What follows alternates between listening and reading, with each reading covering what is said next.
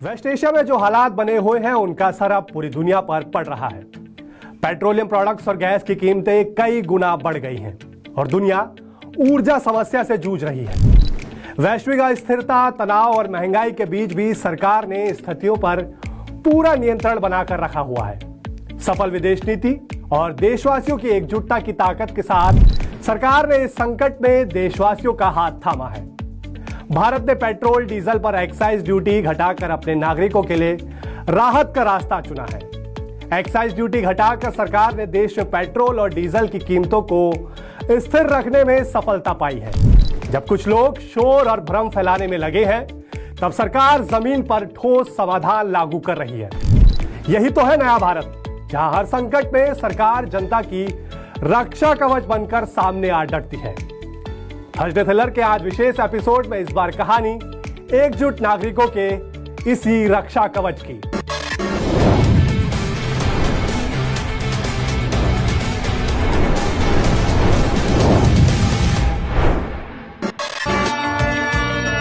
इस बार की रामनवमी बेहद खास थी। इस बार की रामनवमी के दिन लिया गया भारत के नागरिकों को पेट्रोलियम की बढ़ती कीमतों और तमाम अफवाहों से सुरक्षित रखने का सबसे महत्वपूर्ण फैसला। Yesterday, keeping the West Asia conflict situation in mind, Honorable Prime Minister, being Ram Navami, despite Ram Navami, all the officers and others were called. Honorable Prime Minister held a meeting, and in that it was decided that there should not be a shortage and there should not be an increase in price due to the global situation in crude, in petrol. प्रधानमंत्री जी ने रामनवमी के दिन देश की जनता को एक बड़ा तोहफा दिया।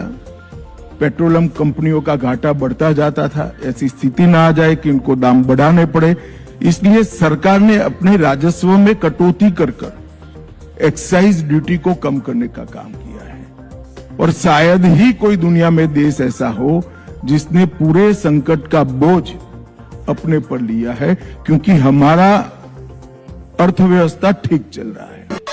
हर संकट में नागरिकों की सुरक्षा, हर परिस्थिति में देश हित को सर्वोच्च रखने की अद्भुत प्रतिबद्धता। कोविड महामारी के महासंकट के बाद प्रधानमंत्री मोदी ने एक बार फिर साबित कर दिखाया है कि युद्ध की स्थितियों के कारण बढ़ती वैश्विक महंगाई और संकट की आंच भारत की आम जनता तक नहीं पहुंचने दी जाएगी। सरकार ने एक बार फिर देश हित में लिया है सुदृढ़ फैसला और नागरिकों को महंगाई और तमाम अफवाहों से बचने के लिए कर दिया है सशक्त एक मजबूत सुरक्षा कवच से। मैं देशवासियों को भरोसा देता हूं, सरकार सतर्क है, तत्पर है और पूरी गंभीरता से रणनीति बना रही है, हर निर्णय ले रही है। देश की जनता का हित हमारे लिए सर्वोपरि है।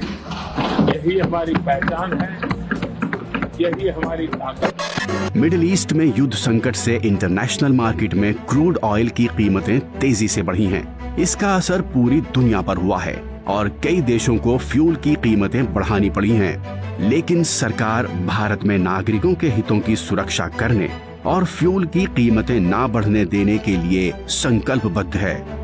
सरकार ने शॉक ऑब्जर्वर की भूमिका निभाई है और इंटरनेशनल मार्केट की तमाम बढ़ी कीमतें खुद पर झेलते हुए नागरिकों को महंगाई से सुरक्षित रखने की प्रतिबद्धता का सबसे बड़ा सबूत दिया है और सुनिश्चित किया है कि देश में किसी भी पेट्रोलियम प्रोडक्ट की कहीं कोई कमी न हो। सरकार के पास दो विकल्प थे, या तो इंटरनेशनल मार्केट में बढ़ती क्रूड ऑयल की कीमतों का बोझ उपभोक्ताओं पर डाला जाए या सरकार खुद इसे वहन करे। सरकार ने शॉक ऑब्जर्वर बन बढ़ी कीमतों का तमाम बोझ खुद पर उठाते हुए पेट्रोल पर एक्साइज ड्यूटी उत्पाद शुल्क 13 रुपए प्रति लीटर से घटाकर 3 रुपए प्रति लीटर कर दिया है और डीजल पर उत्पाद शुल्क 10 रुपए प्रति लीटर से घटाकर 0 कर दिया है। इसके साथ ही सरकार ने ये सुनिश्चित कर दिया है कि देश में पेट्रोल और डीजल की ना तो कीमतें बढ़ेंगी और न ही बाजार में इनकी कहीं कोई कमी होगी। सबसे खास बात ये कि अप्रैल 2022 से अब तक देश में पेट्रोल और डीजल की कीमतें या तो कम हुई हैं या स्थिर रही हैं। अप्रैल 2025 में 2 रुपए एक्साइज ड्यूटी बढ़ने के बावजूद इसका असर उपभोक्ताओं पर नहीं डाला गया।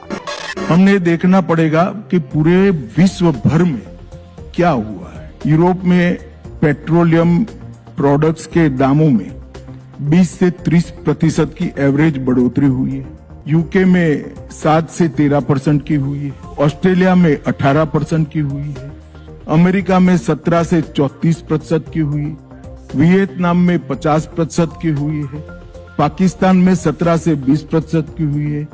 कंबोडिया में 19% की हुई है और नाइजीरिया में 40 से 48% की दामों की वृद्धि हुई है।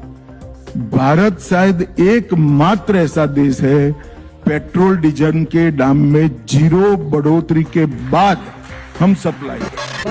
भारत सरकार ने कई स्तर पर कई इम्पोर्टेंट डिसीजंस लिए और इस सिचुएशन को बहुत इफेक्टिवली मैनेज करने के लिए आज की तारीख में we have sufficient crude inventories और अगले 2 महीने के लिए supplies have been lined up. Situation is comfortable with respect to LPG and PNG also. हमारी रिफाइनरीज 100% या उससे भी ज़्यादा कैपेसिटी पर ऑपरेट कर रही हैं और domestic production of LPG has increased by almost 40%. LPG के मामले में हमारी आयात निर्भरता बहुत अधिक है और इसका लगभग 90% हिस्सा स्ट्रेट ऑफ हॉर्मुज से आता था। इसलिए भारत सरकार ने ये निर्णय लिया कि घरेलू उपभोक्ताओं को प्राथमिकता दी जाएगी। इसी क्रम में कुछ समय के लिए कमर्शियल सप्लाई को रोका गया। इसके बाद चरणबद्ध तरीके से 20% कमर्शियल सप्लाई बहाल की गई, फिर 10% और जोड़ा गया। इसके बाद इसे 50% और अब 70% तक बढ़ा दिया गया है। इन सभी प्रयत्नों के फलस्वरूप कमर्शियल एलपीजी लगभग पिछले 14 मार्च से कल तक लगभग 30,000 टन कमर्शियल कंज्यूमर्स को दी गई है। जब भारत सरकार ने ये निर्णय लिए तो ये भी डिसीजन ये भी ख्याल रखा कि restaurant, dhaba, hotel, industrial canteen, migrant labour उनको प्रायोरिटाइज किया जाए। इसके अलावा जो ऑर्डर दिया गया है उसमें ये स्पष्ट रूप से कहा गया है कि priority shall be to steel, automobile, textile, dyes, chemicals and plastics. लगभग 30,000 सिलेंडर माइग्रेंट लेबर को 5 किलो के FTL सिलेंडर्स भी दिए गए हैं, सेल हुए हैं। ये सब बताने का कारण ये है कि मैं ये दोबारा से स्पष्ट करना चाहती हूँ कि हमारे पास सफिशिएंट अमाउंट में क्रूड अवेलेबल है, पेट्रोल डीजल पर्याप्त मात्रा में उपलब्ध है, LPG की सप्लाईज इंश्योर्ड हैं, LNG की सप्लाईज इंश्योर्ड हैं, PNG की सप्लाईज इंश्योर्ड हैं। इस दौरान PNG नेटवर्क यानी घरों तक गैस पाइपलाइन के विस्तार का भी अवसर मिला। विभिन्न मंत्रालयों और राज्य सरकारों के सहयोग से अप्रूवल प्रक्रियाओं को तेज किया गया। परिणाम स्वरूप अब प्रतिदिन 10,000 से ज्यादा नए PNG कनेक्शन दिए जा रहे हैं। स्थिति को नियंत्रित करने, अफवाहों को रोकने, ब्लैक मार्केटिंग और जमाखोरी पर लगाम लगाने के लिए राज्य सरकारों ने भी महत्वपूर्ण भूमिका निभाई है।